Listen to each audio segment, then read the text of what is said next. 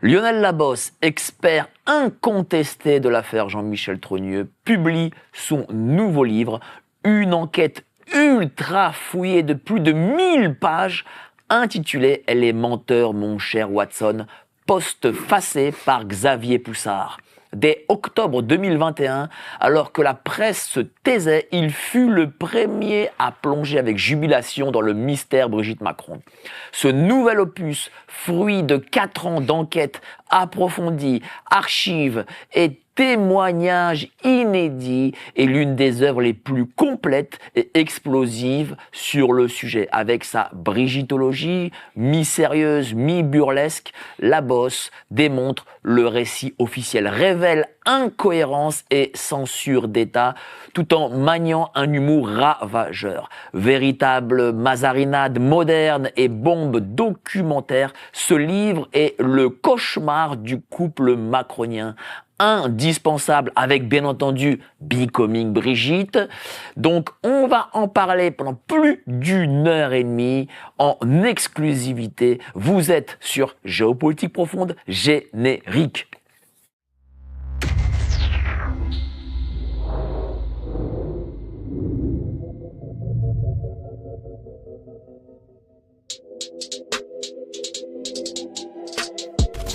Nous sommes en guerre.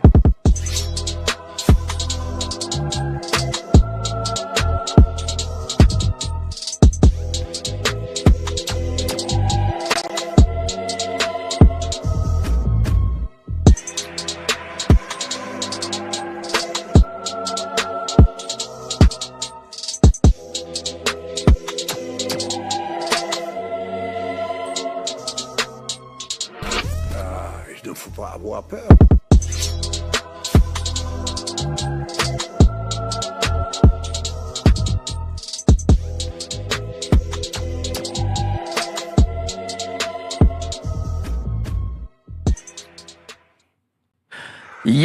Il ne faut pas avoir peur. Bonsoir à tous, vous êtes sur Géopolitique Profonde, la chaîne qui est là pour remplacer les médias subventionnés. On va parler de Brigitte, comme évidemment Apolline de Malherbe n'osera jamais le faire. Pour elle, c'est tabou, c'est un grand tabou, c'est le plus grand tabou, pas pour nous. Et donc on reçoit pour cela Lionel Labosse, brigittologue connu, reconnu, docteur en brigittologie que vous connaissez. T'as perdu ta coupe là aujourd'hui, je sais pas ce qui se passe. Ah oui, mais pour tout à l'heure. Tout à l'heure, ok. La surprise, c'est la surprise, Mike. D'accord, donc on va parler de ton livre, ce livre, événement de 1000 pages, Les menteurs, mon cher Watson, précis de brigittologie. Mais avant ça, n'oubliez pas, adhérer au club Géopolitique Profonde, les plus grands, les meilleurs, les seuls, les uniques, ils sont...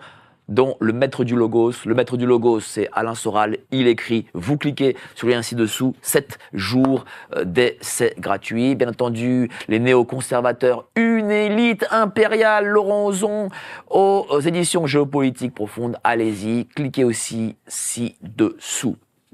Alors, je suis très content de te recevoir. En tout cas, je suis très content que tu me donnes l'exclu de l'interview de ton livre, de la brigittologie. Les menteurs, mon cher Watson, aux éditions Ethos. Voilà, c'est pas une auto-édition, c'est une maison d'édition qui a eu confiance dans ton manuscrit, dans ce que tu as écrit. Et donc, pourquoi ce livre ? Alors, il y a plein de choses à dire. Donc déjà, je voudrais dire que je suis très ému ce soir, parce que c'est pas seulement un livre qui paraît, c'est un peu... voilà. C'est une chose importante dans ma vie. Je vais essayer de le dire en essayant de ne pas craquer. Alors, pour répondre à ta question, donc, pourquoi toi ? Parce que je pense qu'avec moi, tu as été le premier à croire, et tu l'as répété maintes fois, que c'est ça qui va faire tomber la tyrannie qui nous dirige actuellement. Voilà, tu as été le tout premier, après évidemment Natacha Ray et Xavier Poussard, et moi j'ai été le premier à écrire un article à propos du mystère Brigitte Macron, de Faits et Documents, dès le lendemain de sa publication, donc le 22 octobre 2021, puisque Faits et Documents était une revue qui était disponible uniquement sur papier. Et donc j'ai suivi l'affaire sans discontinuer, de même que j'ai suivi sans discontinuer l'affaire de la tyrannie covidiste depuis mars 2020, où je tiens sans discontinuer jusqu'à aujourd'hui sans oublier un seul jour mon journal du Covidisme, quoi. Et donc, pourquoi toi? Parce que tu m'as suivi dès le début, tu étais dans les manifs, tu étais dans la rue. Parce que moi, je fais partie des gens qui, contre le Covidisme, étaient dans la rue grâce à des tas de gens qu'il faut remercier, à M. Philippot, etc.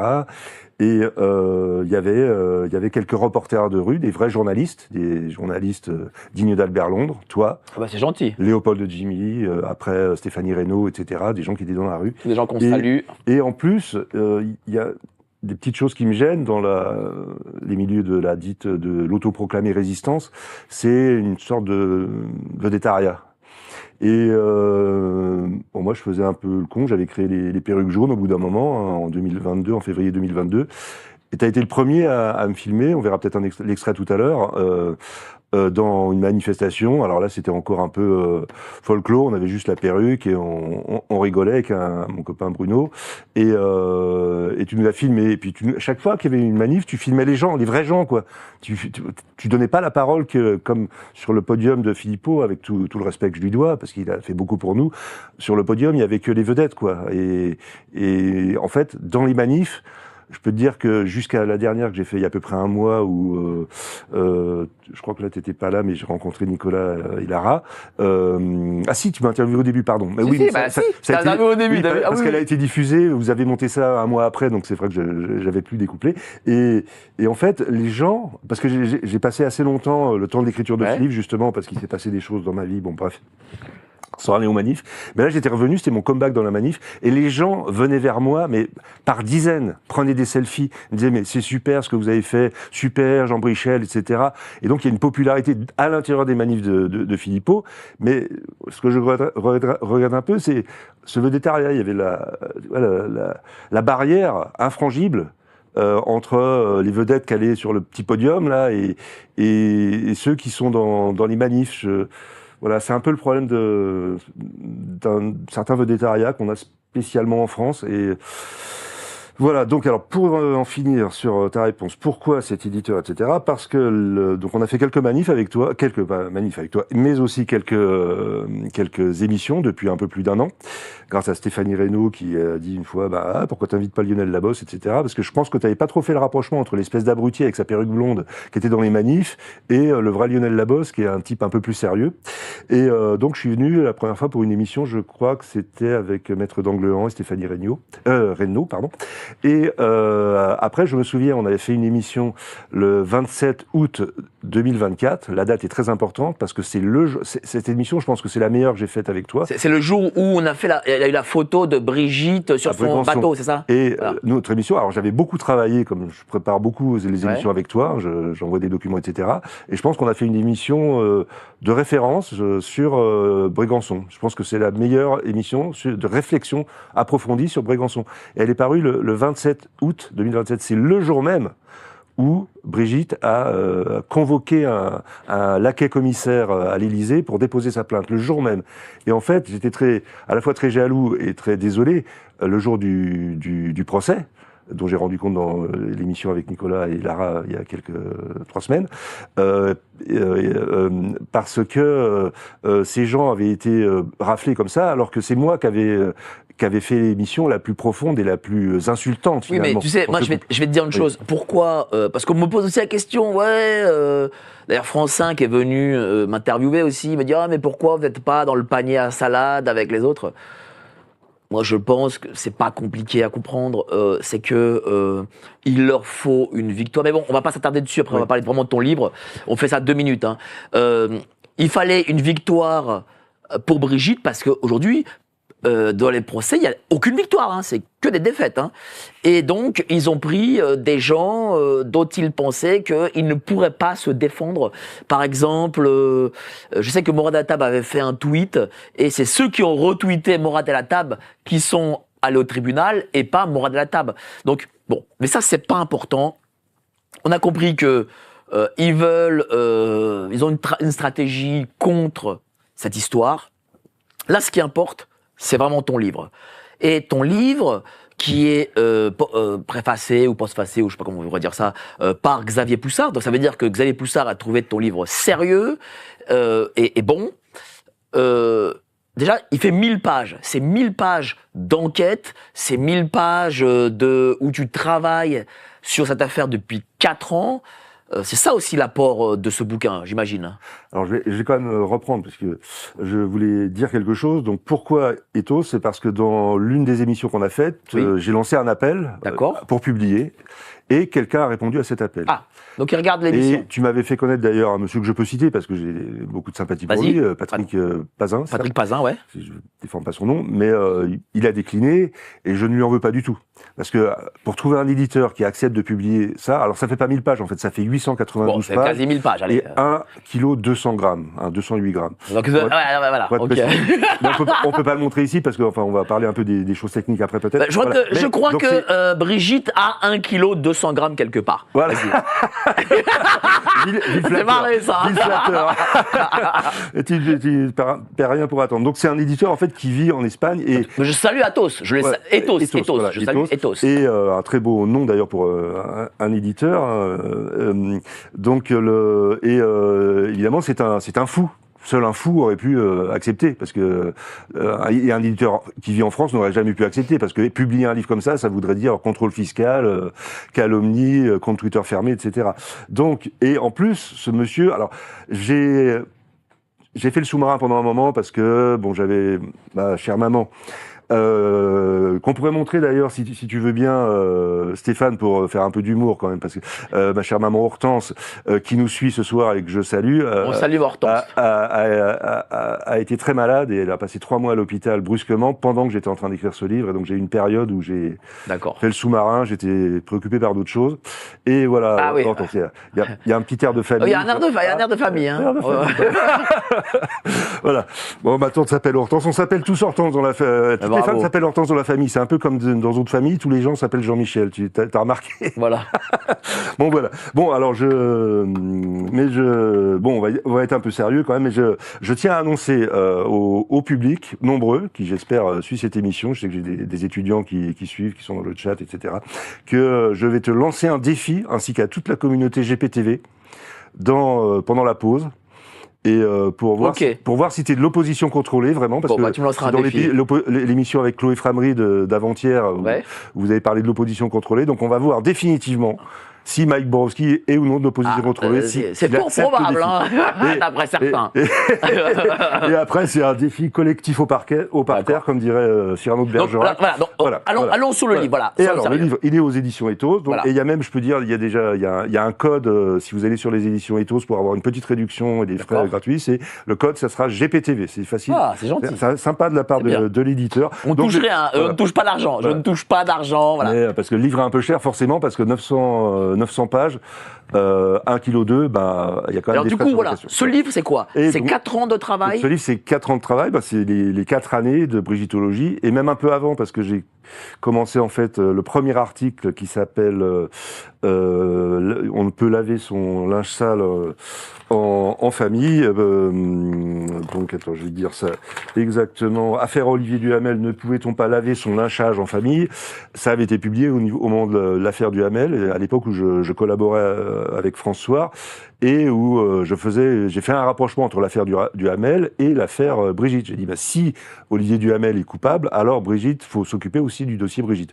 Et du coup, à ce moment-là, Xavier Azalbert, que je salue, qui est resté un ami, mais on a mis fin à ma collaboration avec François. Et après, pendant les 4 ans, voilà, parlons des 4 ans. Moi, je salue François, parce que François, je sais pas pourquoi les jeux. Voilà, donc on salue François, on salue Xavier qui était là la semaine dernière, et on peut dire qu'il fait vraiment un travail formidable de réinformation. Vas-y. Voilà. Et donc là, j'ai réuni 75 articles. Plus le 76e, c'est la liste des sketchs, des chansons qu'on a faites avec ma camarade Marilyn Weber. Et tout ce qu'on a fait, donc le travail à la fois dans la rue, les sketchs, les vidéos et les écritures. Et c'est vrai que quand j'ai eu ce projet que j'avais annoncé à ton émission et qu'un éditeur m'a dit ça m'intéresserait, je pensais pas avoir écrit autant. C'était, je pensais que ça ferait un livre de 300 pages, comme de dire Brigitte. Mais ces articles que tu as écrits, c'est pas juste des condensés, des résumés de quelque chose. C'est parce que toi aussi, tu as quand même été une sorte de fin limier, tu as cherché à comprendre, à savoir, à tirer la pelote de laine un peu. Alors oui, tirer la pelote de laine ou comprendre un peu la charpente, si tu veux. J'ai participé à l'enquête, mais par derrière, moi je suivais plutôt, j'étais dans les coulisses et je faisais un peu le service après-vente, comme dit Xavier Poussard dans son avant-propos. Et je dirais que, enfin, si on peut faire un peu de philosophie, là, je suis en train de lire un livre sur la charpente pour mes étudiants, parce que je travaille j'enseigne la culture générale dans un milieu technique. Et en fait, l'auteur dit que la charpente, faut être capable de faire une épure, de faire un dessin avec un crayon, et à partir du dessin, de voir dans l'espace ce que c'est. Et je dirais que la brigitologie et même le complotisme, c'est ça, c'est cette capacité qu'ont les grands géopoliticiens qui sont interrogés sur votre chaîne et les brigitologues qui en font partie, parce que la brigitologie est une sous-partie de la géopolitique. Maintenant que Ducommun Maserati a expliqué que c'était une affaire d'État, et actuellement l'affaire Candace Owens qui explose, là, c'est une affaire d'État. Hein, c'est de la géopolitique. C'est-à-dire qu'on est en train d'avoir une accusation de complot mondial pour assassiner Candace Owens et Xavier Poussard. Hein, donc c'est de la géopolitique. Et donc, on est capable de tirer des traits et de construire, de comprendre ce qu'il y a derrière. Ce qu'il y a derrière, parce que pour beaucoup de gens, ils en sont restés à la cerise sur le gâteau, c'est-à-dire les 1200 grammes dont tu parlais, qui seraient peut-être sous la jupe de...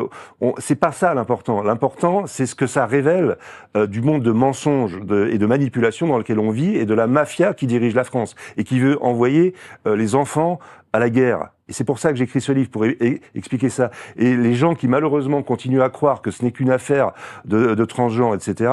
Bon, ils ont juste le dessin en 2D, mais ils ont pas la 3D. Ils ont pas vu la charpente dans l'espace. Ils ont pas vu que la maison était là. Surtout que moi, ce que je trouve surprenant, c'est tous ces gens d'internet qui cherchent à ridiculiser l'affaire. Je sais pas ce que t'en penses, toi.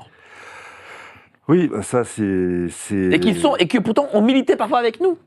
Oui, alors c'est ça peut être les idiots utiles. Après, là, ça rebondit un peu sur ce que Chloé Framery a dit dans cette excellente émission que vous avez faite avant-hier. Elle était émue, elle parlait de Dieudonné, Lalanne, comment elle avait mis en lien les gens, avec quelques ressentiments de sa part, comme on a tous des ressentiments. Alors là, bon, si tu veux, là, je pourrais tenir une demi-heure là-dessus, parce que ça me paraît très important dans ce qu'on appelle la résistance. Et par quoi commencer? Alors, je pourrais peut-être partir par une citation de Marguerite Duras. Vas-y. 1984, l'amant, j'avais 18 ans, c'est une année clé dans ma vie. C'est l'année où j'ai rencontré Francis Lalanne en vrai, dans une émission de télévision à laquelle j'ai participé. Il y avait des admirateurs de Francis Lalanne, jeune chanteur. Et en 1984, voilà ce que dit dans l'amant, ce qu'écrit dans l'amant Marguerite Duras. Collaborateur les Fernandez. Et moi, 2 ans après la guerre, membre du PCF. L'équivalence est absolue, définitive. C'est la même chose. La même pitié, le même appel au secours, la même débilité du jugement, la même superstition, disons, qui consiste à croire à la solution politique du problème personnel. Et cette phrase, pour moi, elle est fondamentale, parce qu'elle nous permet de prendre du recul et de comprendre qu'être de gauche, de droite, c'est pas ça l'important. Et qu'on pourrait se parler, on pourrait se parler entre gens qui pensent pas pareil. Et dans ce qu'on voit actuellement, c'est idiot utile, on peut dire, il y a beaucoup d'affects, et ils mettent leurs affects dans leur réaction. Ils mettent de la jalousie, des ressentiments. Et donc, par rapport à Soral, tous ceux qui interviennent, je nomme Soral parce que j'ai beaucoup de respect pour ce monsieur que j'écoute beaucoup maintenant, alors que je m'étais fait avoir justement par les salauds qui nous disent, qui nous mettent des étiquettes sur les gens. Pendant un moment, j'avais refusé d'écouter Soral. Et depuis quelques années, grâce à la résistance justement du Covid, je me suis dit, mais ce type est vachement intelligent. Donc c'est un type brillant, mais je pense que là, il s'est fait étouffer par des ressentiments. Alors, on va peut-être pas trop développer, mais cette histoire actuelle de géopolitique, c'est-à-dire la bombe qu'a lancée Candace Owens, faudrait prendre du recul. Je trouve que Soral, il a été un peu trop vite. Et si on regarde un peu tout ce qu'on sait depuis des années, ce qu'expliquent les géopoliticiens, enfin, je cite ceux que j'admire, Sylvain Ferreira, Marc-Gabriel Draghi, c'est François Martin, pardon. Tous ces gens-là et d'autres, si je commence à les citer, je vais les oublier. On a des fils à tirer, il faut essayer de comprendre ce qu'il y a derrière. Parce que ça fait des années que, justement, tous ces idiots dont tu parles, ils essayent d'étouffer les affaires en essayant de dire qu'on est des imbéciles, des ridicules, et en nous traitant de platistes, etc. Et qu'est-ce qui arrive petit à petit, c'est qu'on on découvre 3 mois après ou 6 mois après que c'était vrai. Si on se rappelle l'affaire Candace, quand Candace a fait une vidéo où elle a dit que on l'avait appelé, que quelqu'un l'avait appelé de la part de Trump en disant que Trump avait une demande de la part de Macron par rapport à la guerre en Ukraine, qu'il fallait qu'elle arrête de parler du pénis de sa femme. Hein. Eh bien, tout le monde l'a ridiculisé de la même manière exactement qu'aujourd'hui, ils cherchent à ridiculiser ce qu'elle a dit sur son contact qui lui aurait dit qu'il y avait un contrat sur elle. Si vous voulez. Et en fait, 3 mois après, ça a été confirmé. Mais ce que je remarque, c'est que quand même le PDG de Telegram, c'est quand même pas rien, Pavel Durov, a confirmé l'information. Là, on parle pas de je sais qui. Tu me l'ôtes de la bouche, j'allais le dire, puisque justement, si on regarde et qu'on essaie justement de tirer cette géographie cette construction dans l'espace à partir de ce qu'on a sur le papier, ce qu'on constate, c'est qu'on a les habituels Constipacy Wehrmacht là et compagnie, enfin tous les gens qui nous regardent, hein, on les salue d'ailleurs, Constipacy Wehrmacht, là, ils pourront faire des captures d'écran et les publier. Ils ont déjà fait une capture d'écran de moi avec un t-shirt à la réunion de Carlo Bruzas qui me permet d'avoir cette fiche sur leur site. Mais donc, je suis en train de perdre mon fil. Mais si on regarde, il y a effectivement Pavel Durov et il y a aussi le général Mike Flynn. Mike Flynn, je ne dis pas de conneries. Et Mike Flynn, si on se souvient, il avait été un des premiers. Il est très taiseux. C'est un général. Bon, il me fait penser au général de la Ward, mais il dit pas beaucoup de mots, mais le 11 janvier 2025, il avait soutenu l'enquête de Candace Owens. Par quelques mots, il disait c'est pas des conneries. Il se tait, et donc c'est Mike Flynn, c'est quand même Trump, MAGA, c'est-à-dire c'est le duramen du chêne des MAGA, quoi. Hein, c'est ceux qui tiennent. Et là, il refait un tweet en soutenant et en disant c'est pas des conneries. Et donc Pavel Durov. Et quant à Pavel Durov et Mike Flynn, c'est quand même pas des perdreaux de l'année. J'invite quand même Alain Soral et les autres là à pas se précipiter et à attendre qu'on en sache un peu plus. Et il y a aujourd'hui même, il y a un site, je sais plus comment il s'appelle, mais qui en anglais, qui a publié un très bel article sur le Safari Club. Et le Safari Club, c'était un groupe qui a été créé en 1975, un complot en fait entre la France, des États africains, l'Égypte, le Kenya et des États arabes, l'Arabie Saoudite, etc., pour faire ce type d'opération dont parle Candace Owens. Après, on a les opérations sous faux drapeau d'Israël qui ne sont pas une invention. Hein, l'attentat sous faux drapeau de l'hôtel King David en 1947, un an avant la création de l'État d'Israël. Tout ça, on le sait. On a le plan fer à cheval, hein, avalisé par notre cher Edoui Plenel, qui a fait bombarder, qui a conclu, qui était un faux complet, monté entre la Bulgarie et l'Allemagne et l'OTAN, et qui a conclu au bombardement de Sarajevo. Hein, et Edoui Plenel n'a toujours pas été en prison. Alors c'est lui qui a avalisé ça, alors qu'il était directeur de rédaction du Monde. On a des assassinats, je sais pas. Enfin, bon, nous on fait de l'humour, mais on sait très bien que les humoristes meurent dans leur lit, comme Coluche par exemple, Thierry Leluron, Pierre Desproges, Jean Castex, Pierre Bérégovoy. Pardon, j'ai une petite erreur. C'est un autre gaz. Hein. Voilà, mais tu vois. Enfin, donc t'as invité, je sais plus comment il s'appelle, ce monsieur. Commissaire DRG. Ouais, qui a fait Hubert Marty. Ce livre notamment, voilà, Hubert Marty sur Pierre Bérégovoy. Donc, enfin, on sait tout ça. Et ces gens viennent nous dire circuler à rien à voir. Enfin, on est toujours à Coluche, quoi. Circuler à rien à voir. Et Coluche est mort de mort naturelle, sans doute. Enfin, mais justement, ça fait 4 ans que tu travailles dessus. Moi, j'ai vu nombre de tes articles. Aujourd'hui, qu'est-ce que tu en conclus? Parce que moi, je vais dire, moi aussi, ça, voilà, on est dedans, on a la tête dedans. Moi, par exemple, je pense qu'il y a un secret bien plus grave et plus important que le genre de monsieur, madame.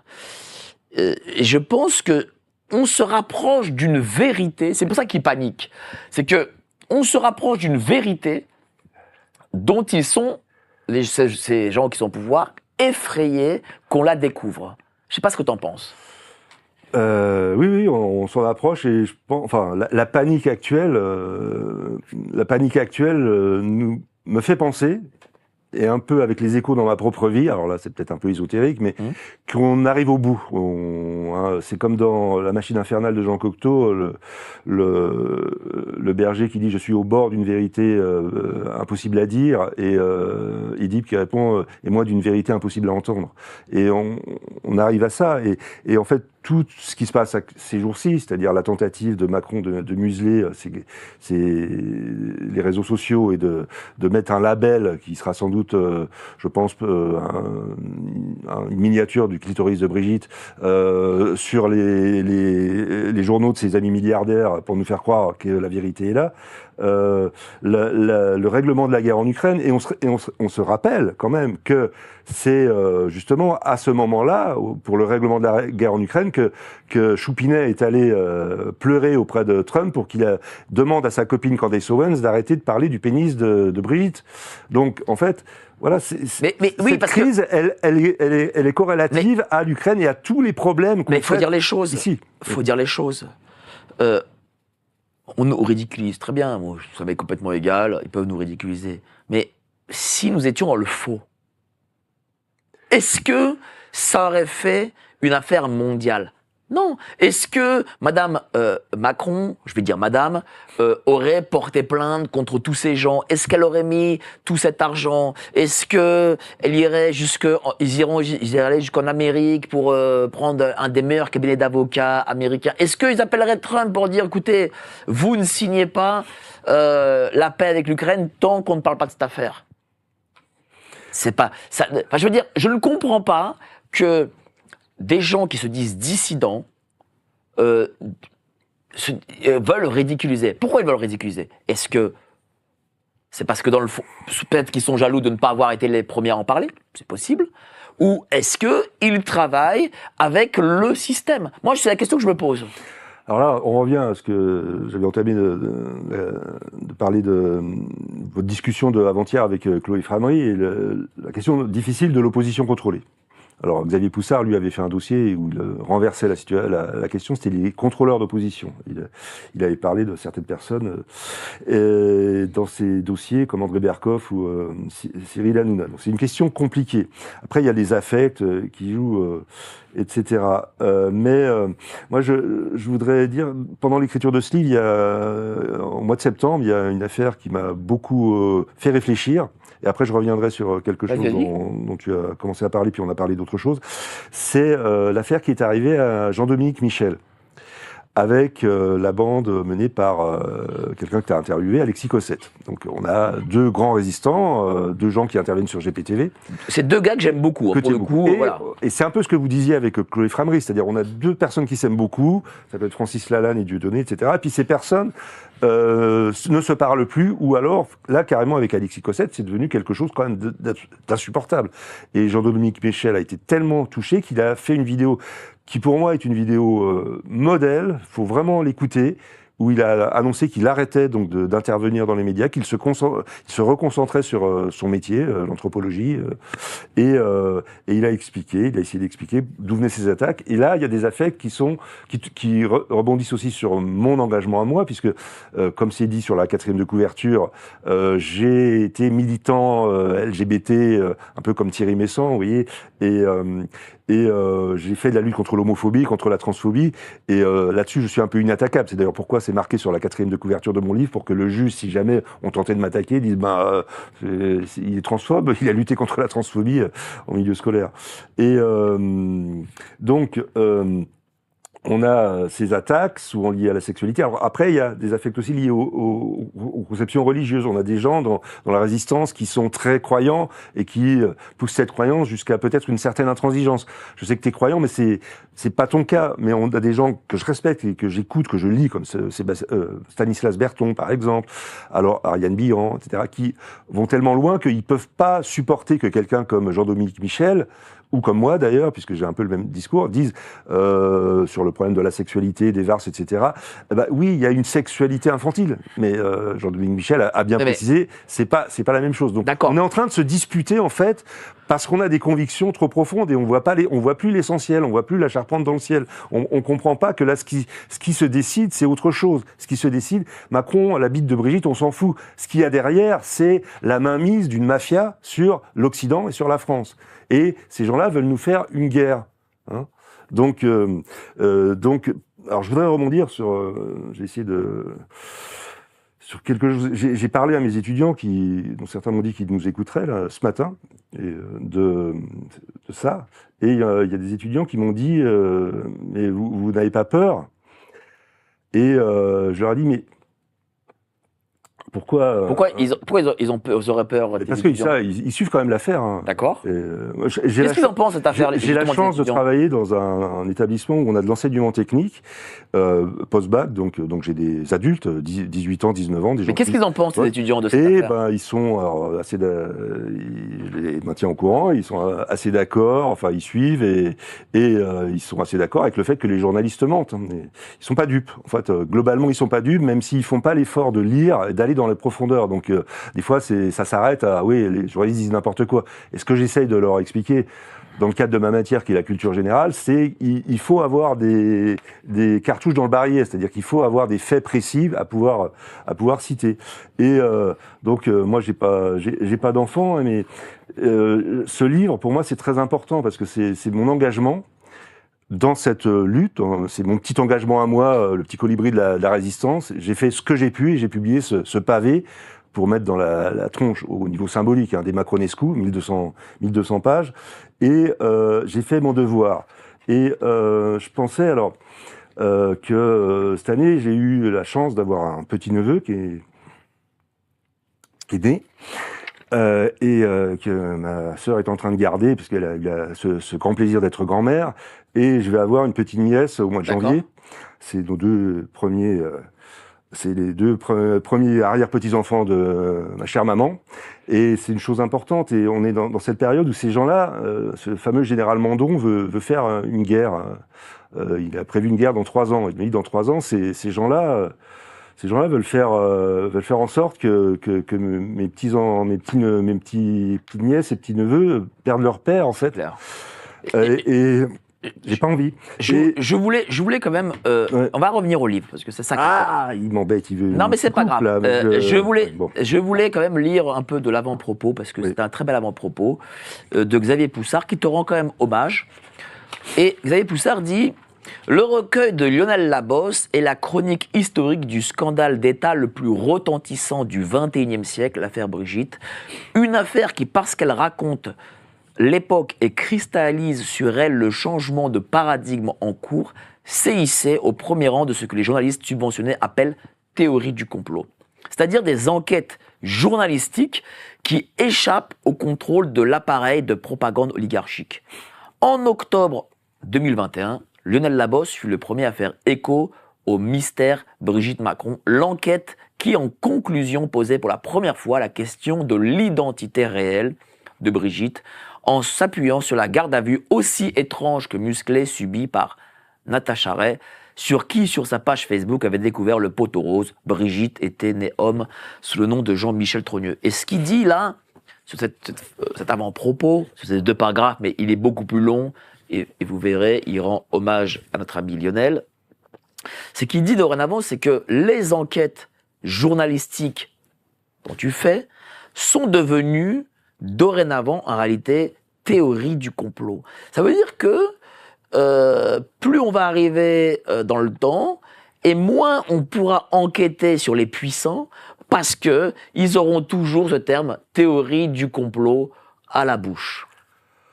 Oui, ça on sait, mais en fait on est en train de gagner la partie parce que l'histoire du terme théorie du complot, donc il faut lire le livre de Lance Devon Smith qui a été traduit il y a quelques années, qui date de 2013 mais qui a été traduit en 2022 si je ne m'abuse, et qui explique comment en 1963 à l'époque de l'assassinat de Kennedy, c'est la CIA qui a diffusé dans le monde ce terme de théorie du complot, de complotisme, cette accusation de complotisme pour disqualifier disqualifier les gens qui avaient du mal à croire que Lee Harvey Oswald était le seul coupable, quoi.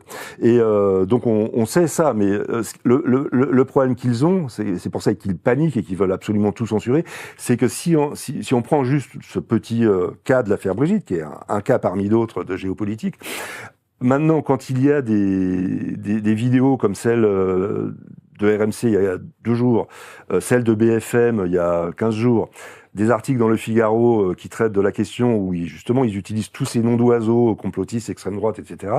Eh bien, quand il y a des commentaires, si on lit les commentaires, 98% des commentaires nous sont favorables et se moquent des journalistes. Et ce sont les abonnés du Figaro.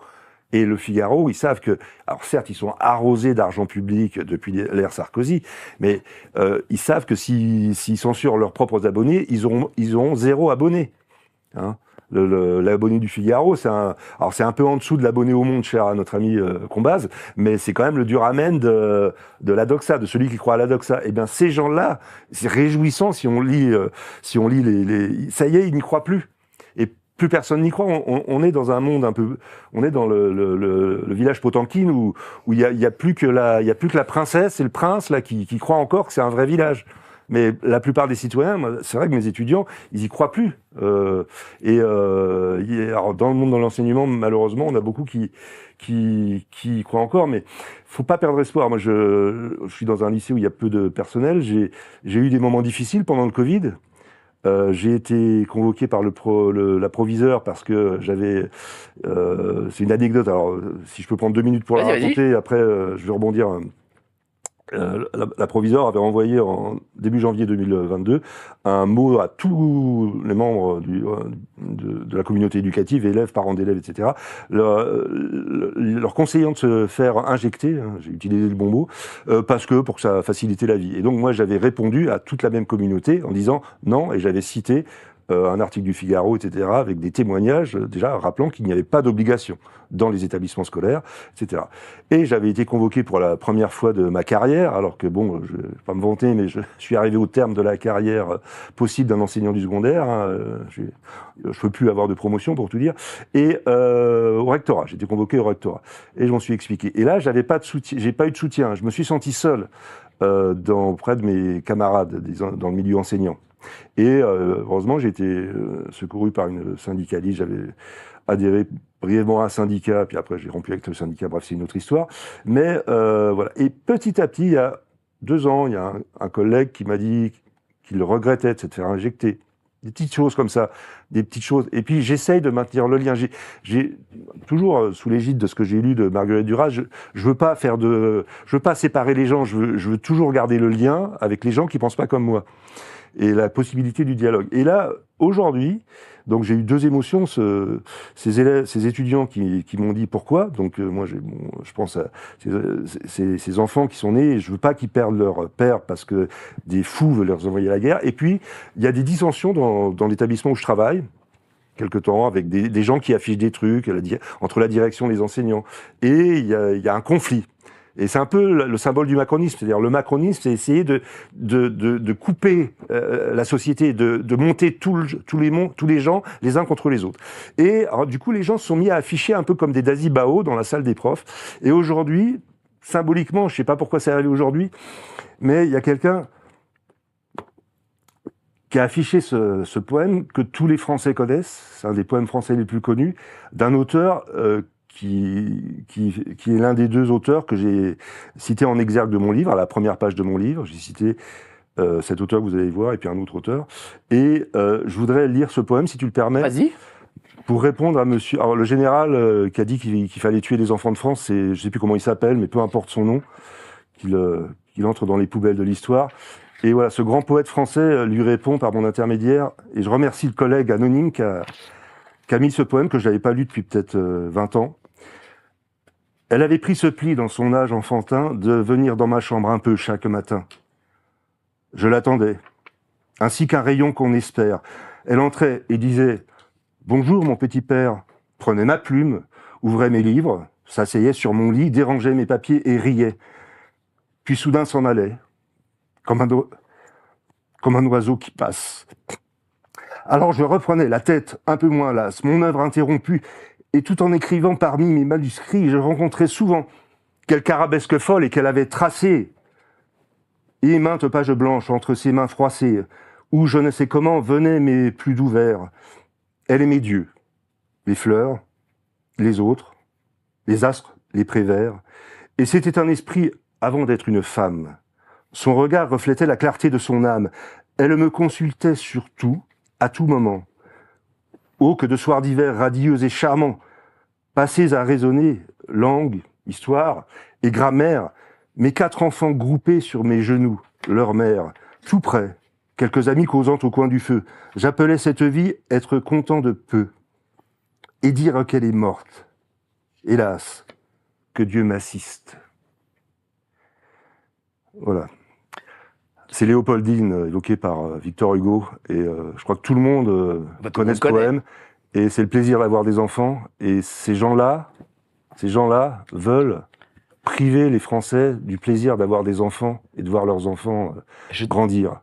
Je te sens ému, cher Lionel. Bah, je trouve, voilà, il y a, moi honnêtement, je suis désolé, je crois pas en Dieu, enfin je suis né catholique, baptisé, communion et tout ça, mais j'ai une certaine spiritualité, et je sais pas quel hasard a fait qu'un collègue a mis ce poème-là dans la salle des profs aujourd'hui, où j'ai ces émotions, je pense à ces enfants qui sont nés dans ma famille et ce que ça apporte. Et si je peux apporter un livre qui va faire comprendre aux gens qu'on a une mafia à la tête de la France, mais la plupart des pays de l'Union européenne, des pays occidentaux, le Canada. Autre anecdote, aujourd'hui, il y a un étudiant qui nous écoute ce soir, sans doute, alors je leur ai dit, mais moi je m'en fous de mourir, moi, parce que c'est vous, dans 4 ans, ils veulent vous envoyer mourir à la guerre en Russie. Et je dis surtout les garçons, parce que j'enseigne dans un établissement où il y a, disons, 80% d'hommes, de garçons. Et je dis, toi, et ça, enfin, vous, je les vous vois, mais... Et là, il me dit, je dis, bon, sauf les filles. Et j'en désigne un, il me dit, moi, je suis une fille. Alors, du coup, on a plaisanté, parce que il dit, oui, on va changer de sexe, etc. Et on revient à tout ce qu'ils veulent nous imposer, le wokisme, enfin, tous ces délires qu'ils veulent nous imposer. Et donc, voilà, si on peut pas se lever, donc la brigitologie, ce n'est qu'un petit angle dans cette lutte géopolitique.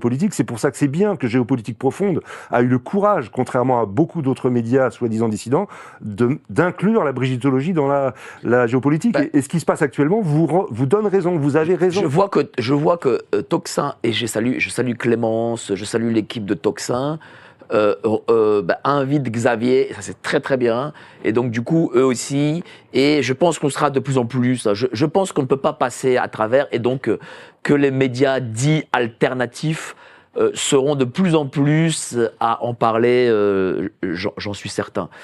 En tout cas, je te dis, je te sens ému parce que j'imagine que ces mots que tu as entendus du général, du chef d'état-major qui a parlé, oui, il faut se préparer à perdre ses enfants, c'est quand même pas ce qu'on veut entendre de la part de l'état-major, en tout cas d'un militaire, et sûrement pas non plus de l'État.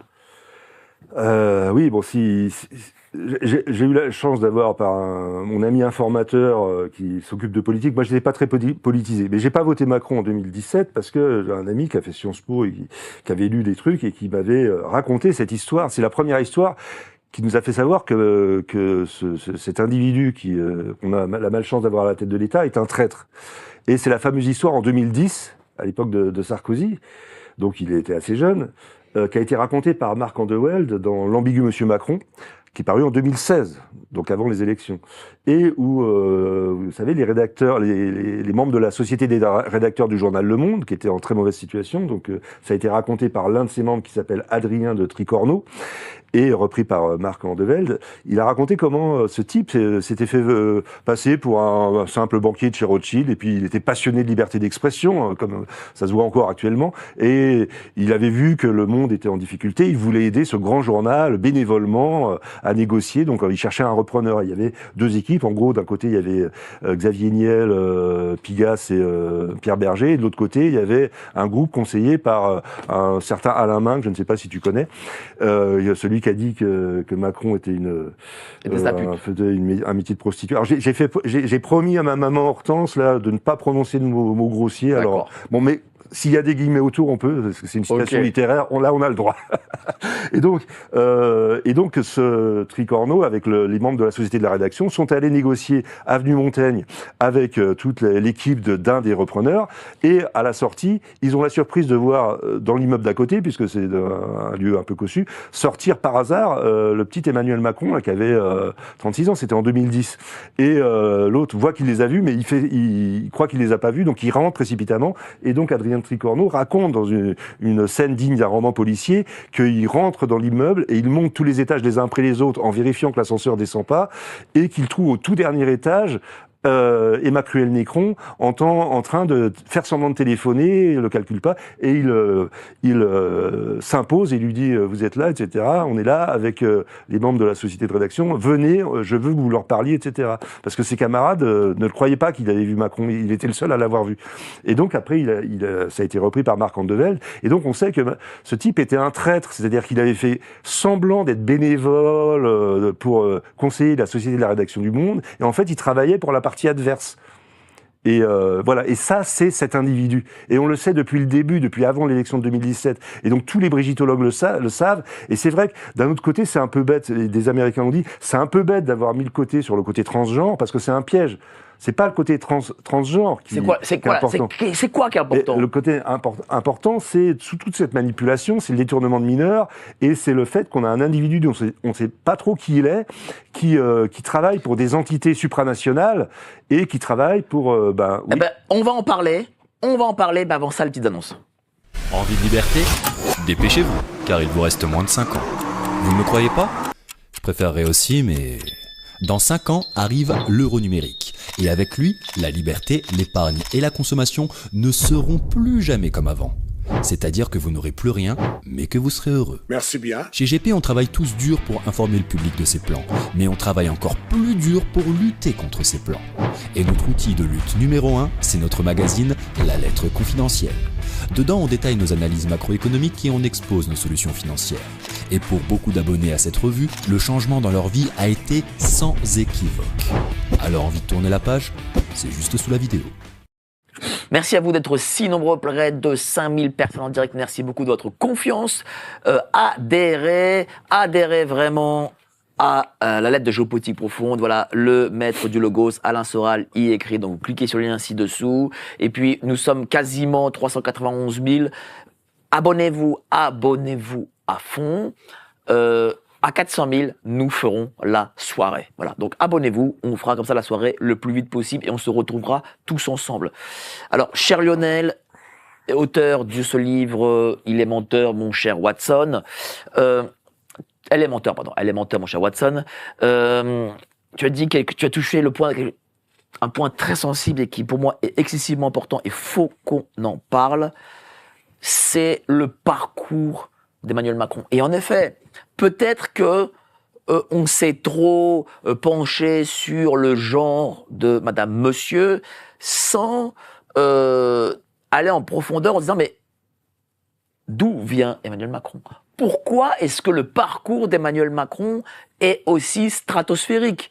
N'oublions pas qu'on ne sait pas, quoique si, Xavier l'a fait pour le coup, mais bon, on va quand même en parler. On ne sait pas quel est son classement à l'ENA. Il est tout de suite été pris en main par Jacques Attali, Alain Minc, tu en as parlé. Rothschild exige même à ce qu'il soit le numéro 2 de l'Élysée. Il devient après ministre.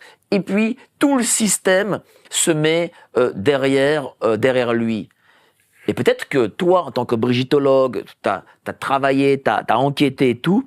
Est-ce que la clé, en fait, de ce parcours, c'est pas Brigitte ? Oui, sans doute, mais là je crois qu'on est sur une fausse piste et qu'on va tromper les gens. Ça, c'est pas le contenu de mon livre en fait. Oui, non, je sais bien. L'enquête, c'est vraiment pas le contenu de mon livre. Je sais. Alors, mais là, je te parle pas de ton livre. Là, je parle de tes 4 ans d'enquête, de ce que toi tu regardais, de ce que toi tu penses de ce parcours. On en a pour 2 minutes. Hein. Oui, Brigitte, son parcours, il est tissé de faux du début à la fin, et donc ce qui fait que j'étais le mieux placé peut-être pour suivre cette enquête. Moi, je suis le commentateur de l'enquête et je la commente depuis les coulisses. Je suis un enseignant de lettres, donc comme cette personne. J'ai aussi animé un atelier théâtre à l'époque lointaine où je travaillais en collège, et je sais ce que c'est. Je sais ce que c'est que j'ai tout de suite pu comprendre que c'était faux cette histoire.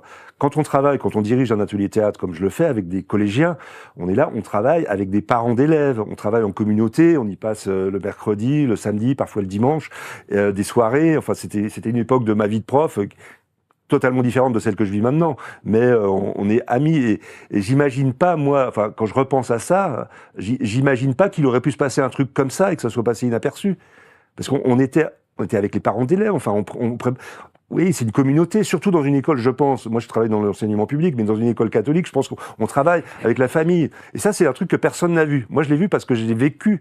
Donc, c'est pas possible de faire un atelier théâtre sans travailler avec les familles. Et les familles auraient vu un truc aussi gros comme ça, et il y a quelqu'un qui aurait dit c'est pas possible.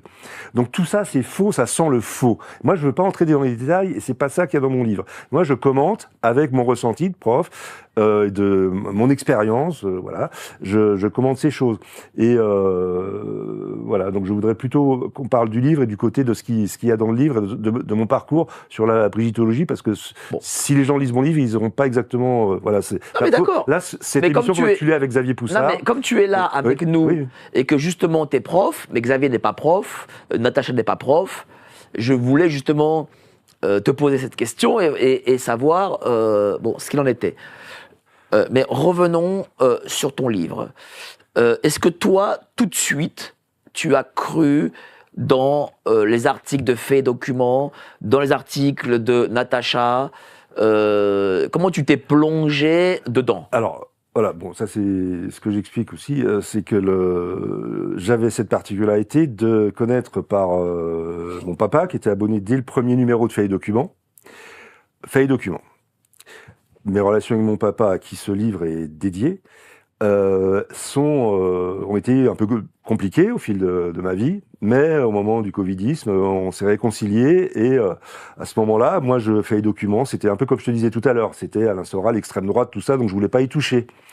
Mais petit à petit, un peu comme voilà, on s'approche, et on s'est réconciliés au milieu du covidisme, surtout à partir de la fameuse annonce du 13, je crois, juillet 2021 de notre tyran là.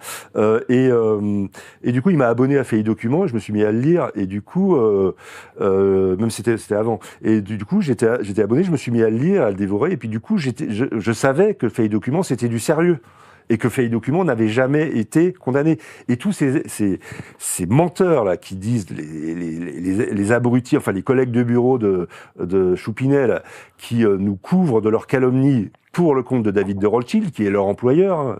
Alors je veux pas rentrer dans les détails, mais je rappelle que David de Rothschild n'est pas un banquier. Hein. Monsieur David de Rothschild est le président du conseil d'administration du Congrès juif mondial.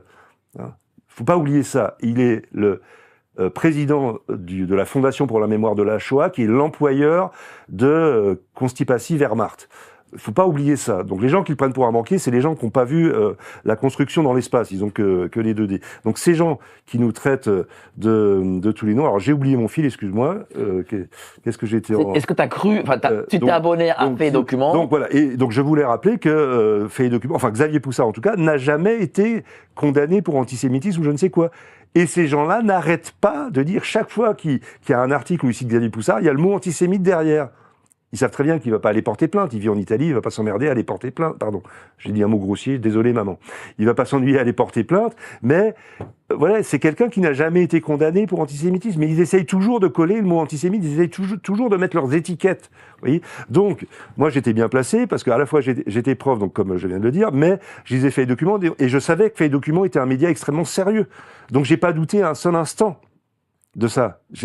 Mon père m'a fait hériter de toute la collection de Faits et Documents depuis le numéro 1. Et justement, est-ce que toi, quand tu t'es penché sur ces enquêtes, en lisant Faits et Documents, en écoutant les interviews, etc., est-ce que toi, par exemple, tu as vu des choses qui ne collait pas, peut-être, dans l'enquête de Natacha ou de Xavier. Peut-être, où est-ce que, parce que, moi, je reçois souvent des gens, enfin, je vois des gens, hors plateau, qui me disent, oui, mais ça, c'est pas possible, ça, machin, ça, machin. Bon, moi, j'ai pas enquêté comme toi, tu as enquêté, mais j'imagine que toi, qui as écrit ce livre, que tu t'es replongé dans tout ça, depuis 4 ans, t'es le nez dans le guidon là-dessus. Est-ce que tu as vu des incohérences dans leur enquête? Alors, des incohérences, on en a toujours. Alors là, je vais revenir sur la deuxième citation qu'il y a au début de mon livre. C'est un extrait d'un texte très peu connu de Denis Diderot, qui est en fait un article de l'encyclopédie qui en fait n'est pas signé, mais après les gens qui ont étudié savent que c'est Denis Diderot qui a écrit cet article-là dans l'encyclopédie, qui est un chef-d'œuvre de la culture française, celle qui n'existe pas selon qui vous savez, et c'est un article qui s'appelle Agnus Ceticus, que je fais toujours étudier à mes élèves et à mes étudiants maintenant. Et Agnus Ceticus, c'est une sorte d'explication de comment déterminer le vrai du faux. À partir d'une fausse plante qui était censée être une plante et un animal à la fois. Et donc, Denis Diderot explique comment faire, à une époque où il n'y avait pas les moyens actuels, comment faire quand on a un doute sur une information pour déterminer le vrai du faux. Et c'est difficile. Et justement, dans les cours que je fais actuellement avec mes étudiants, je prends des cas où il faut utiliser son intellect et ses réflexes, donc qui sont listés dans cet article que je vous recommande de Diderot, et il faut savoir. Alors c'est difficile chez les brigittologues parce qu'il y a justement tout ce que je disais. Alors entre le baron de Précibus, Sainte Natacha, le marquis de Cotten, je leur donne tous des noms comme ça pour les flatter, etc. Il y a des gens qui pensent différemment. J'essaye de prendre du recul comme j'ai essayé de le faire tout à l'heure par rapport à Soral, Pavel Durov, Mike Flynn, etc. Faut voir qui parle, faut voir comment sont capés les gens qui parlent. C'est pareil que pour le Covid, avec Raoult, avec Louis Fouché. Faut voir le niveau des gens qui parlent. Quand on a un Didier Raoult d'un côté, qu'on a une Karine Lacombe de l'autre côté, ou qu'on a un Jérôme Marty, enfin, faut voir un peu le niveau. Mais même quelqu'un qui a un haut niveau peut parfois se tromper. C'est ce qu'explique Diderot dans cet article. Et je voudrais lire cette citation qui est en exergue de mon livre, de Denis Diderot. C'est un peu la conclusion de son article. Il faut considérer si les témoins sont oculaires ou non, ce qu'ils ont risqué pour se faire croire, quelles craintes ou quelles espérances ils avaient en annonçant aux autres des faits dont ils se disaient témoins oculaires.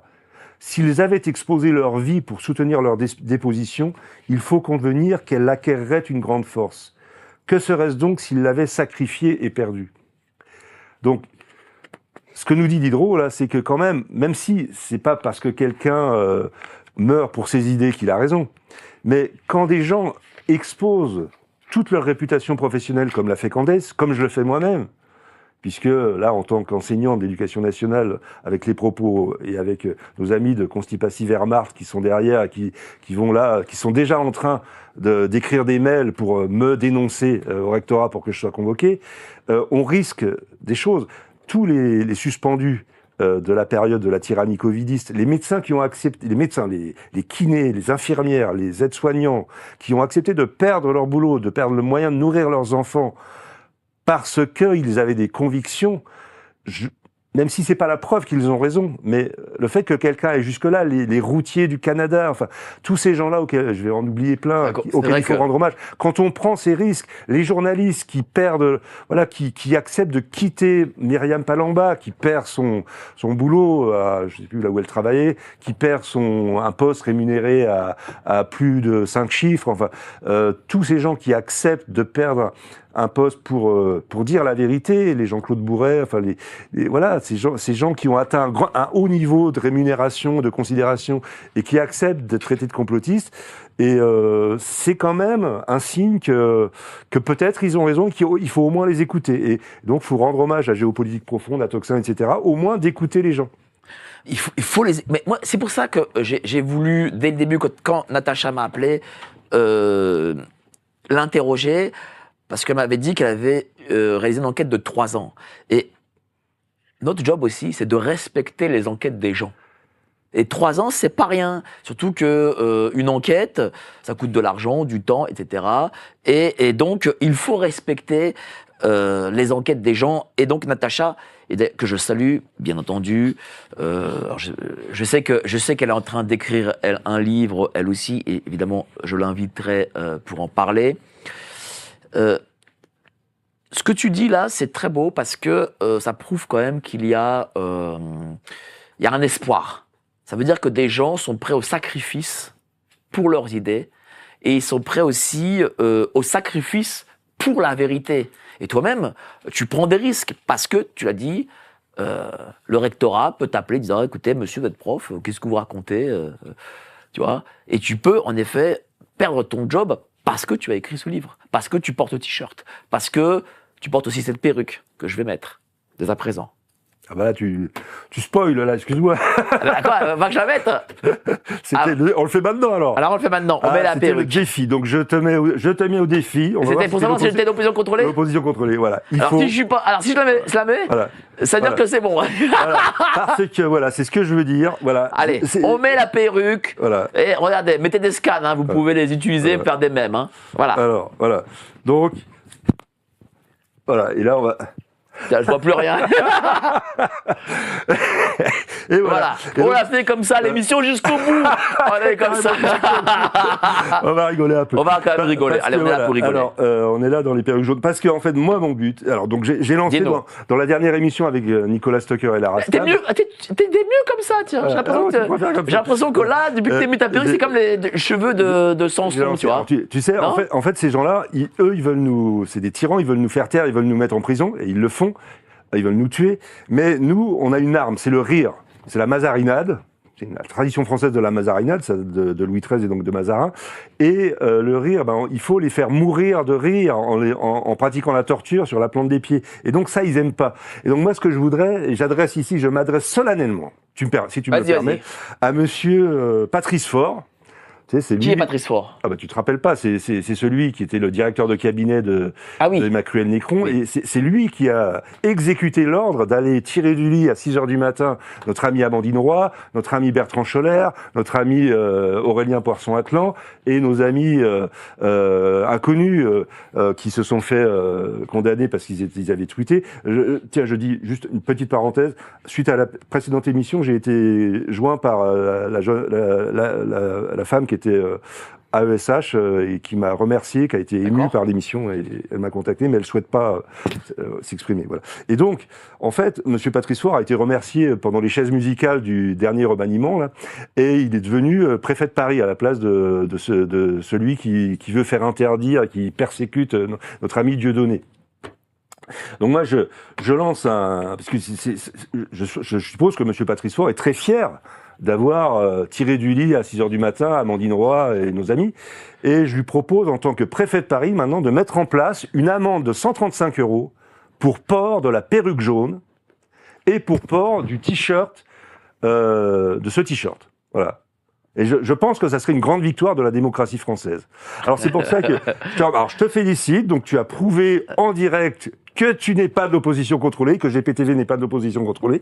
Mais alors, cette perruque... Alors, je sais pas qui tu vas donner cette perruque ? À qui d'autre ? Je sais pas si Stéphane peut passer l'image des perruques, là, parce que, voilà, ça va faire chier la Macronie, ça va faire chier la tyrannie. Et ça coûte moins de 10 € dans les boutiques. Alors, c'est dans les boutiques de Farce et Attrape.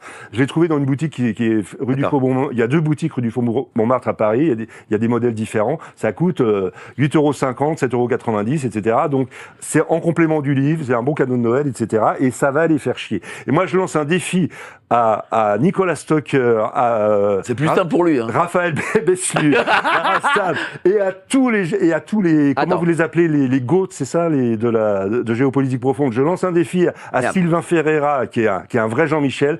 Montrez que vous êtes un Jean-Michel et mettez-vous une perruque, faites-vous une photo de la perruque. Alors, faut compléter avec ça, excuse-moi. Faut compléter avec ça. Voilà, vous complétez avec ça, vous faites un selfie et vous postez ça sur tous vos comptes. Il faut qu'on ait 1 million de Je suis Jean-Mi en perruque jaune. Voilà. Et ça va les faire chier. Essayons. Voilà. Essayons pas, c'est pas con ça. En plus, c'est drôle. Excuse-moi maman, j'ai encore dit un gros mot. Ça va les embêter. Voilà. Attends, est-ce que tu peux... Quelqu'un peut pas me mettre la perruque bien là, parce que j'ai l'impression d'être mal coiffé. Regardez là, c'est quoi ça ? C'est de l'entraînement, excuse-moi, c'est de l'entraînement. Attends, je le refais. Bah voilà, ça il l'enlève. Il est en position contrôlée là. Et alors je dis, il y a 4 degrés dans la perruque jaune. Alors le premier degré, c'est ce que tu as fait. Voilà, la perruque jaune, bravo, tu es un Jean-Michel premier grade, première étoile. Voilà. Il y a, tu te mets tu demandes à ta copine de te donner son rouge à lèvres, tu te mets le rouge à lèvres, là, c'est Jean-Michel 2 étoiles. D'accord. Et après, je lance un défi solennellement aujourd'hui à Raphaël Bessu pour être 3 et à toi. Et à moi. Pour être un Jean-Michel 3 étoiles, faut arriver à faire porter la perruque jaune à Xavier Poussard. À Xavier Poussard. Voilà. Et pour être un Jean-Michel 4 étoiles. Xavier, si tu nous regardes. Et il nous regarde. Il nous regarde. Salut Xavier. Pour être un Jean-Michel 4 étoiles, faut arriver à faire porter la perruque à Alain Soral. Alain Soral. Et là, c'est le job de Raphaël Bessu. Bon bah Raphaël, si tu nous regardes. Un défi. Et alors pour vous rassurer, hein, qui a été le premier en fait? Moi j'ai pris ça, j'ai lancé ça, mais en fait le premier à porter la perruque jaune, qui c'était? Je sais pas. C'est notre ami Dieudonné en fait. Oui, parce que Paprika, les gens me disent Paprika. Voilà, les gens le disent, c'est Paprika. Et donc je rends hommage à Dieudonné. Voilà. Hein, et ça, c'est un vrai Jean-Michel. Je pense que Dieudonné devra avoir la récompense de Jean-Michel d'or, le Jean-Michel number one. C'est un vrai Jean-Michel. Voilà. Et soyons des Jean-Michel. Soyons des Jean-Michel. Nous sommes Jean-Michel. Voilà. Je suis Jean-Michel. Voilà. Allez, postez les gars. Allez, les filles aussi, parce que là, les hommes aussi sont des Jean-Michel. Hein. Les filles aussi sont des Jean-Michel. Il y a pas de discrimination. Les non-binaires peuvent être des Jean-Michel. Tout le monde doit l'être. Tous nos amis peuvent être des Jean-Michel. C'est pas facile à mettre. Hein. Ouais. Les femmes qui mettent des perruques, bravo à vous. Je sais pas comment vous faites. Hein. Donc, si on voulait rigoler, on pourrait peut-être passer un petit extrait d'une intervention en Jean-Michel. Ah bah c'est là le moment de passer, si tu veux bien, la première fois où tu nous as interviewé. Bah oui. La première fois où je suis allé dans une manif en manifestation. avec notre ami Bruno. T'étais pas tout seul d'ailleurs. Oui, notre ami Bruno. Et voilà. je me rappelle. Il y a le son ou pas? Est-ce qu'il y a le son? Alors je sais pas s'il y a le son. Ah, il y a le son, c'est bon. Voilà. C'était où ça? Ça dure 53 secondes. Bah, c'était sur le parcours d'une manif, dans le 7e, une manif de Philippot. Tu vois, là j'avais la même difficulté que toi, j'y arrivais pas, tu vois. C'est le début. C'est le début de la transition. Je pense que dans quelques années, et alors c'était avant mes opérations de chirurgie esthétique chez le docteur Buy, comme j'ai pris la même adresse que Brigitte. Et maintenant, tu verras après, on va peut-être passer un extrait de sketch plus récent, où là, je suis plus crédible quand même. Hein. Enfin, en fait, c'est ma petite sœur, mais bon, voilà. Et c'était qui ça, monsieur? Tu sais que t'es pas mal, tu me plais pas mal, Mike, fais gaffe.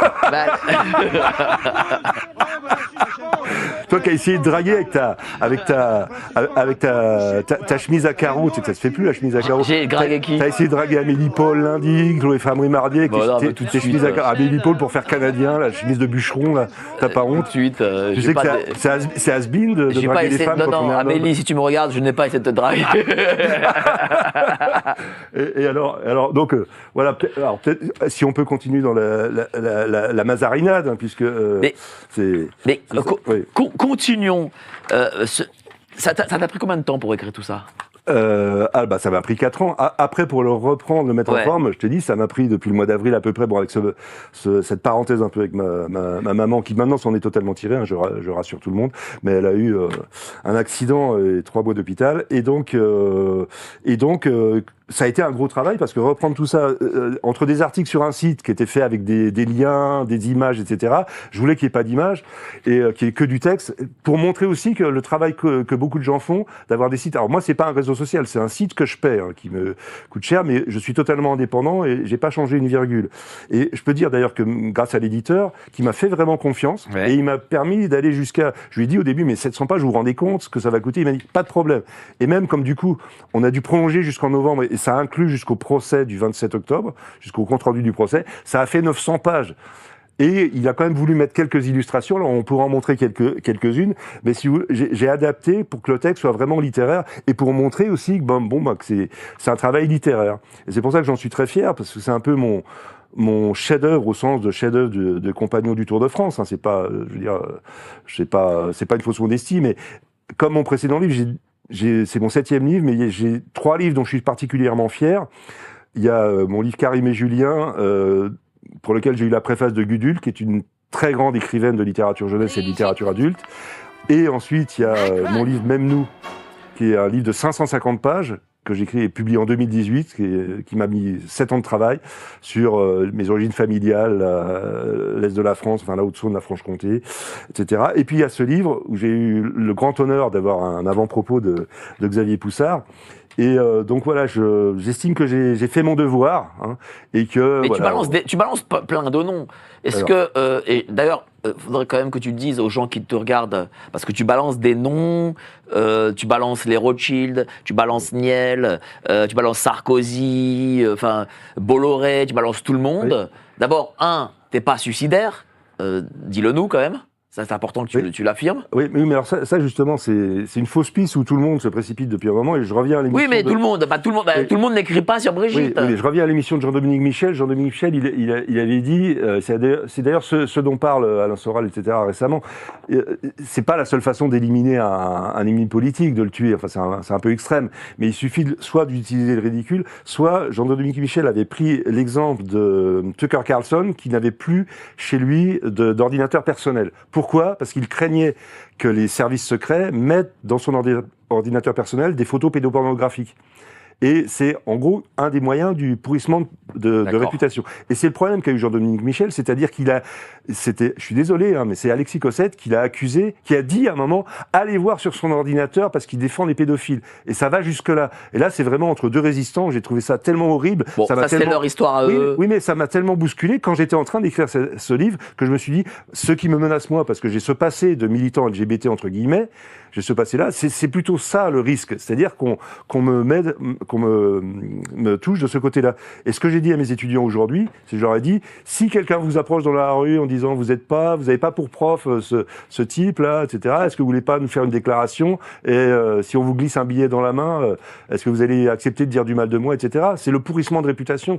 Moi, je suis pas un ennemi, je suis un humoriste un peu, donc je suis pas vraiment l'ennemi numéro un, c'est Poussard, c'est Natacha Ray qui risque le plus. Mais voilà, le risque pour nous, c'est plutôt pourrissement de réputation, fausses accusations, etc. Et c'est comme ça, avec l'affaire Epstein, quand même, on sait que les fausses accusations de pédophilie, ou les vraies fausses accusations de pédophilie, détournement de mineurs, voilà, c'est au cœur de leur combat pour nous pourrir notre réputation, pour nous calomnier, etc. Il n'y a pas que l'accusation de complotistes. Voilà, donc je voulais citer quand même, excuse-moi, mais la Mazarinade, donc je voulais citer Paul Scarron, c'est un des auteurs du XVIIe siècle, qui adressait ceci au cardinal Mazarin. Donc c'était le cardinal Mazarin quand même. Et c'était publié. Paul Scarron, un grand auteur.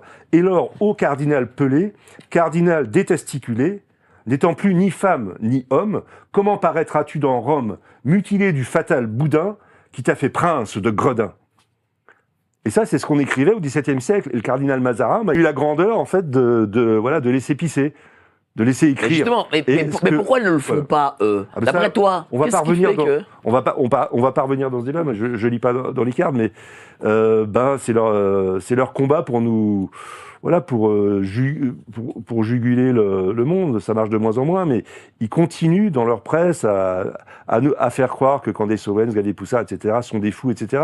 Mais ça marche de moins en moins, si tu veux. Ça marche dans certains milieux, mais plus on va dans des milieux populaires où les gens ont les pieds sur terre, les gens qui sont dans la construction, qui sont dans la vraie vie, les chauffeurs de taxi, etc. Ces gens-là, ils y croient plus depuis longtemps. Moi, j'ai mes étudiants. Bon, je discutais avec un étudiant tout à l'heure, là, après le cours, évidemment, mais donc majeur. Hein, on discutait entre adultes et il me dit, je veux quitter la France. J'en ai marre, c'est plus possible. C'est ce qu'on est en train de dire là. Oui. On est en train de dire que je ressemble à Chalençon. Non mais alors vraiment, là, qu'est-ce qu'il faut pas entendre? Voilà, regarde ce que tu peux faire. Voilà, je ressemble maintenant à Chalençon. Les gens ils vont dire, mais c'est l'opposition contrôlée, c'est Chalençon. Voilà. C'est ça. Mais dans le chat, c'est bien toutes ces rigolades. Mais moi, je veux dans le chat des gens qui mettent leur image, qui nous disent, j'ai posté mon image, ça y est, je l'ai fait. Je promets, j'achète une perruque, je le jure sur ce que j'ai de plus précieux. Et voilà. Donc, faudrait quand même qu'on montre un petit extrait d'une vidéo, non, non. Alors, moi j'ai beaucoup aimé la présentation en vidéo justement de ton livre, et on va la montrer. Par l'éditeur Ethos. Par l'éditeur, on va le montrer. Et on entend le son là. Avec le son, on va montrer avec le son. On va commenter. On va commenter après. Parce que là, j'arrive pas à entendre. Voilà. Oh Oh, Brigitte, that is a man. She's got balls, that is a man. Jean-Michel Trogneux is a man. Jean-Michel Trogneux is a man. Not found. Voilà, alors ça c'est la présentation que j'ai refaite avec une musique, et c'est une chanson qu'on a faite avec un membre de l'équipe, enfin une membre de l'équipe de Précibus, en fait, parce qu'il y a beaucoup de collaborateurs autour de Précibus. Moi, j'en suis un, et puis il y a des anonymes, et il y a un grand collaborateur qui est un maître d'utilisation de l'intelligence artificielle, alors qu'on appelle Hortense IA, parce que bon, je vais pas raconter toute l'histoire, mais qui m'a aidé à faire des chansons. Alors j'ai fait des chansons avec une vraie chanteuse, Marilyn Weber, qui chante vraiment des parodies. On connaît bien. Elle a chanté pendant la crise sanitaire. Elle était là dans plein. Elle a fait plein de concerts d'ailleurs. Voilà. Et d'ailleurs, en principe, Nicolas Stocker m'a invité avec elle dans quelques semaines pour revenir sur cette période. Donc ça sera un grand moment, j'espère. Et en fait, donc on a fait une chanson en français et en anglais avec des images. Alors on a essayé de créer des images de ce qu'on a appelé des méruques jaunes, parce que perruque jaune, tu sais, c'est patriarcal, donc disons méruque, hein, puisque c'est plus respectueux des sexes. Donc il a fait plein d'images de méruques jaunes, parce qu'on voulait inonder le net d'images, un peu à la façon de Christian Combaz et de ses coccinelles. On a créé des tas d'images, de mèmes, etc. On les a repris, on les diffuse. Et il faut les diffuser à des millions d'exemplaires. Faut y aller, parce que ça les emmerde.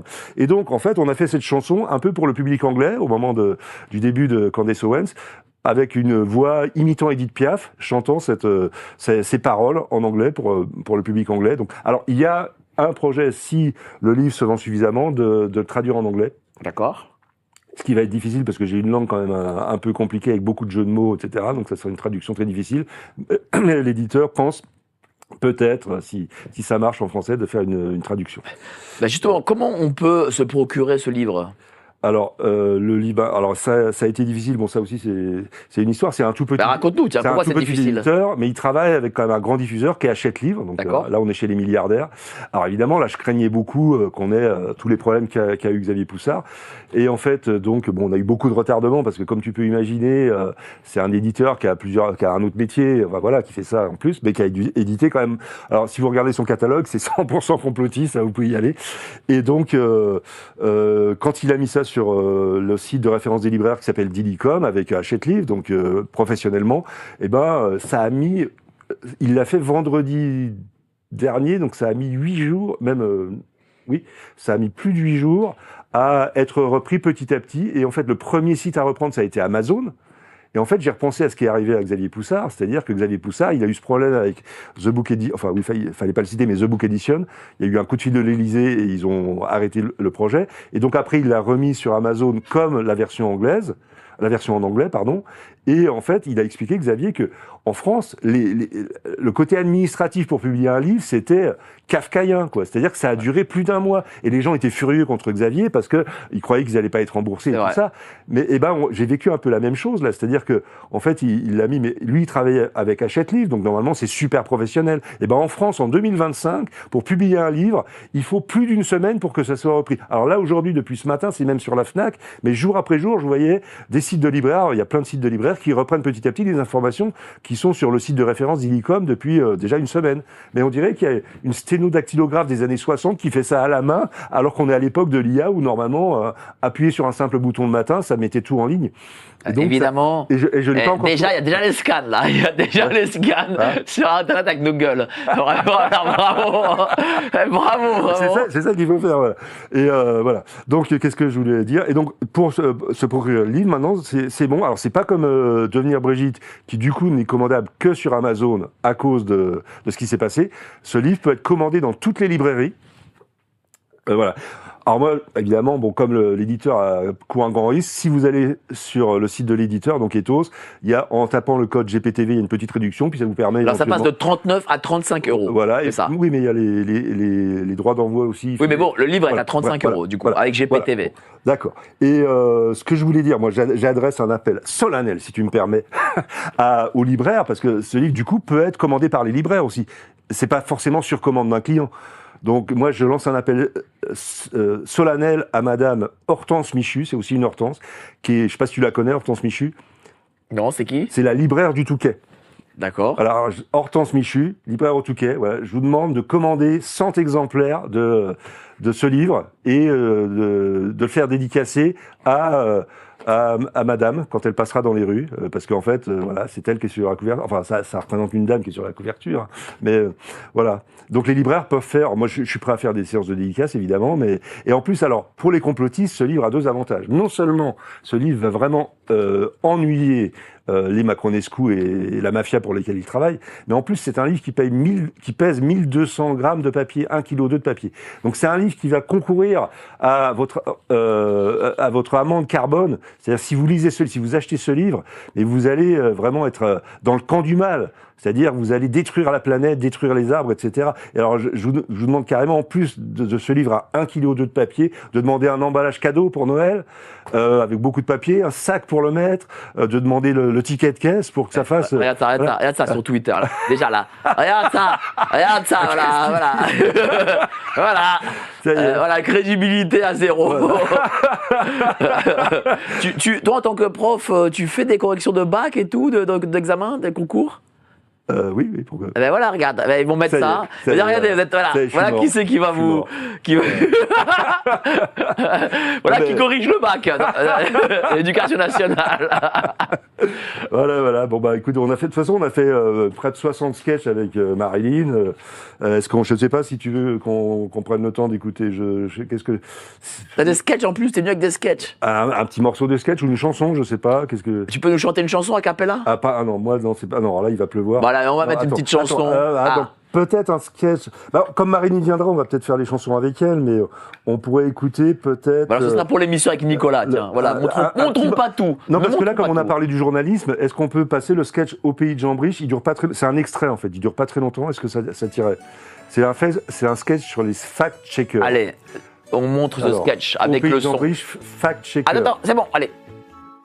Au pays de Jean-Briche et de Mimi aussi. Alors, pour la formation des journalistes, j'ai pensé que nous pourrions faire une petite formation que j'organiserai moi-même avec votre appui. Nous pourrions utiliser un objet qui s'appelle le fact-checker. Fact-checker, fact-checking. Vous voulez voir ce que c'est? Ah oui. Regardez. J'ai hâte. Voici notre fact-checker tout neuf. Tout neuf.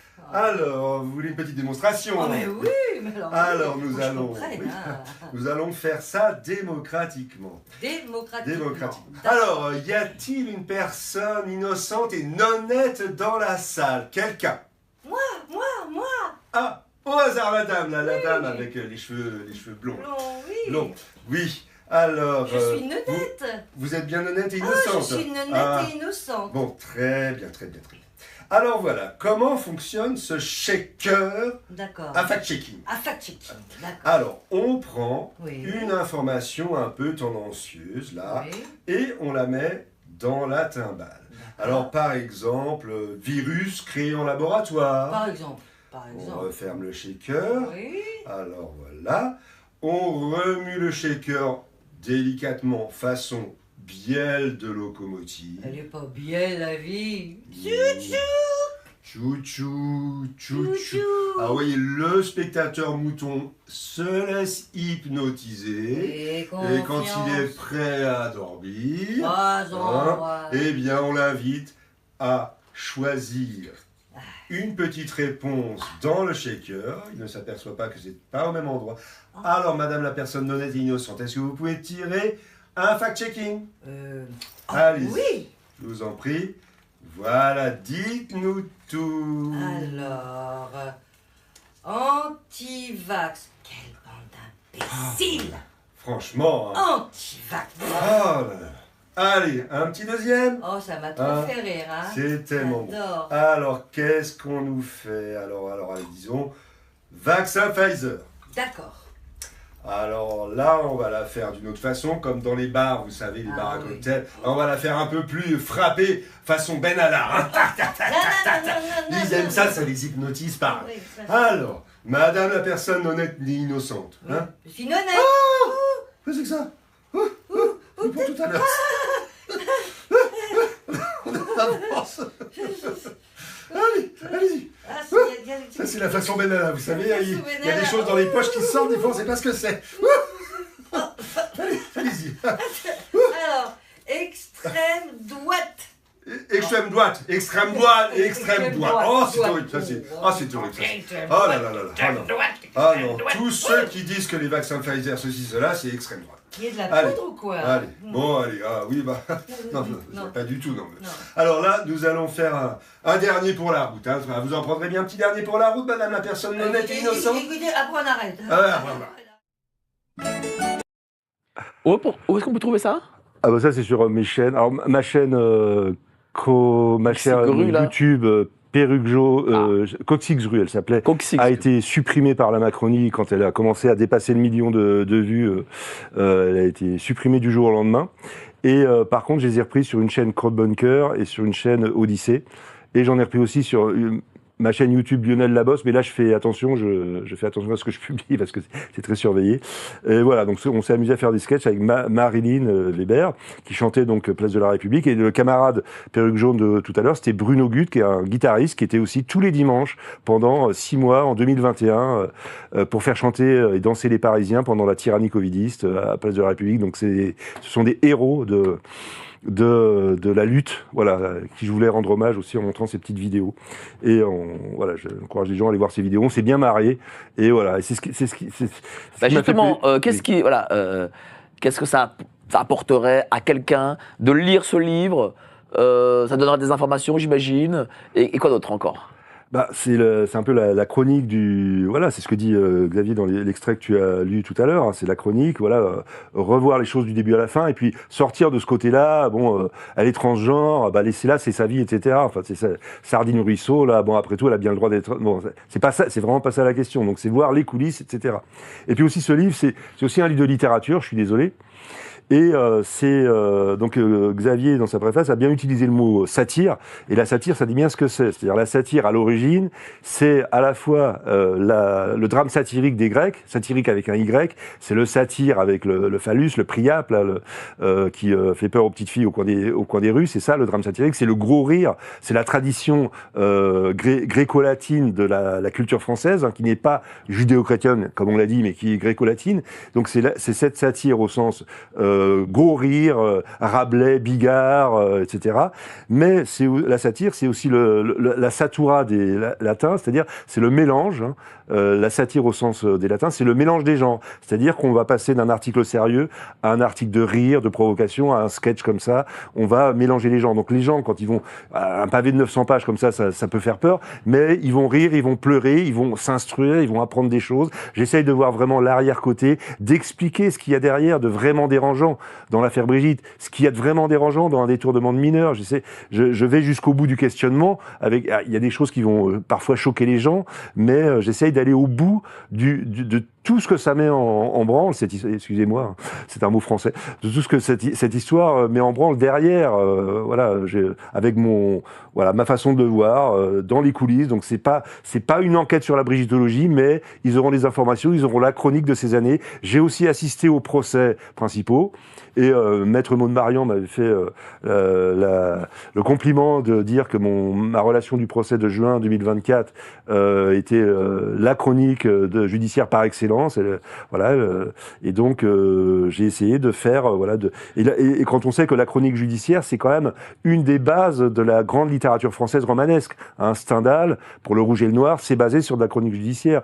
Victor Hugo avec Claude Gueux, puis Les Misérables, c'est basé sur de la chronique judiciaire. Donc c'est aussi de la littérature. Et ce que je voulais montrer, c'est que ce qu'on fait maintenant sur les réseaux sociaux, c'est un peu comme ce que disait Zoé Sagan au procès. Ce qu'on fait sur les réseaux sociaux, c'est aussi de la littérature, d'une autre façon.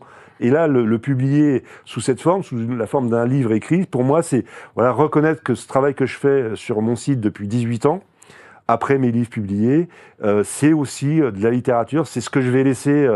ma modeste contribution, ma petite pierre à l'édifice que je vais laisser après ma mort, sur cette terre. Merci à toi, cher Lionel.